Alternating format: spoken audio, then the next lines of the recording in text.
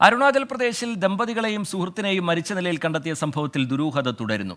ദേവിയെയും ആര്യയെയും നവീൻ മരണാനന്തര ജീവിതത്തിൽ വിശ്വസിക്കാൻ പ്രേരിപ്പിച്ചു എന്നാണ് നിഗമനം. മൂവരുടെയും ഫോൺ കോളുകൾ കേന്ദ്രീകരിച്ചുള്ള പരിശോധനയിൽ ഇത് വ്യക്തമാക്കുന്ന തെളിവുകൾ ലഭിച്ചുവെന്നാണ് സൂചന. സ്കൂളിൽ പോകുന്നുവെന്ന് പറഞ്ഞാണ് മാർച്ച് 26-ന് ആര്യ വട്ടിയൂർക്കാവിലെ വീട്ടിൽ നിന്നും ഇറങ്ങിയത്. മാർച്ച് 17-നാണ് ദേവിയും ഭർത്താവ് നവീനും കോട്ടയത്തെ വീട്ടിൽ നിന്നും പുറപ്പെട്ടത്.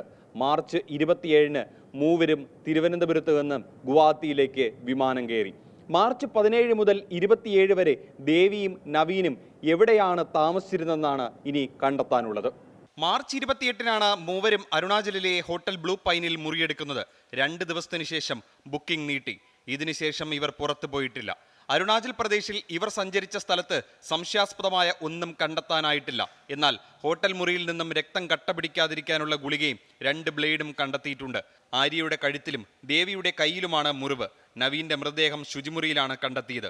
ഇരുവരെയും കൊലപ്പെടുത്തിയ ശേഷം നവീൻ ആത്മഹത്യ ചെയ്തതെന്നാണ് ഇറ്റാനഗർ പോലീസിന്റെ നിഗമനം. ആയുർവേദ ഡോക്ടേഴ്സായ നവീനും ദേവിയും സ്വന്തമായി ബിസിനസ് തുടങ്ങാനാണ് ജോലി ഉപേക്ഷിച്ചത്. പിന്നീട് ദേവി ജർമ്മൻ ഭാഷാ അധ്യാപികയായി തിരുവനന്തപുരത്തെ സ്വകാര്യ സ്കൂളിൽ പ്രവേശിച്ചു. ഇവിടെ വച്ചാണ് ആര്യയെ പരിചയപ്പെടുന്നത്. ദുർമന്ത്രവാദത്തെക്കുറിച്ച് ഇന്റർനെറ്റിൽ തിരയുന്നത് ശ്രദ്ധയിൽപ്പെട്ട ആര്യയുടെ പിതാവ് ദേവിയുമായുള്ള സൗഹൃദം വിലക്കിയിരുന്നു. ആര്യയുടെ വിവാഹം നിശ്ചയിച്ചതോടെയാണ് മൂവരും മരിക്കാൻ തീരുമാനിച്ചതെന്നും സൂചനയുണ്ട്. ആര്യയുടെ വിവാഹം അടുത്ത മാസം 7-നാണ് നിശ്ചയിച്ചിരുന്നത്.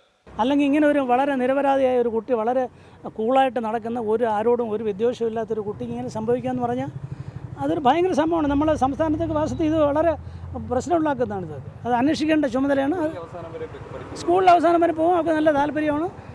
വളരെ ഇൻട്രസ്റ്റ് ഉള്ള കുട്ടിയാണ്. ആ കാര്യത്തിലൊക്കെ പോകും. വളരെ സജീവമാണ്. എല്ലാ കാര്യത്തിലും ഉണ്ട്. നവീനെ കേന്ദ്രീകരിച്ച് അന്വേഷണം നടത്താനാണ് പോലീസിന്റെ നീക്കം. മരിക്കുന്ന രീതികൾക്കായി വീഡിയോകൾ പരിശോധിച്ചതായി പോലീസ് കണ്ടെത്തിയിട്ടുണ്ട്. ഇന്നലെ വട്ടിയൂർക്കാവിൽ നിന്ന് തിരിച്ച പോലീസ് സംഘവും ബന്ധുക്കളും വൈകിട്ടോടെ സിറോ വാലിയിൽ എത്തും. ഇതിനുശേഷമായിരിക്കും പോസ്റ്റ്മോർട്ടം നടപടികൾ. മൂവരും ആത്മഹത്യ ചെയ്യാൻ എന്തിന് 3000-ലധികം കിലോമീറ്റർ അപ്പുറമുള്ള അരുണാചൽ പ്രദേശ് തെരഞ്ഞെടുത്തുവെന്നാണ് പ്രധാനപ്പെട്ട ചോദ്യം. ഒപ്പം അഭ്യസ്ത വിദ്യരായ 3 ചെറുപ്പക്കാരെ അന്ധവിശ്വാസത്തിലേക്കും ദുർമന്ത്രവാദത്തിലേക്കും പ്രേരിപ്പിച്ച ഘടകമെന്ത്? മൂവരുടെയും ലാപ്ടോപ്പും മൊബൈൽ ഫോണും പരിശോധിച്ചാൽ ഇതിനുള്ള ഉത്തരം കിട്ടുമെന്നാണ് കേരള പോലീസിന്റെ പ്രതീക്ഷ. തിരുവനന്തപുരത്തു നിന്നും അജീഷ് ജയകുമാർ, 24.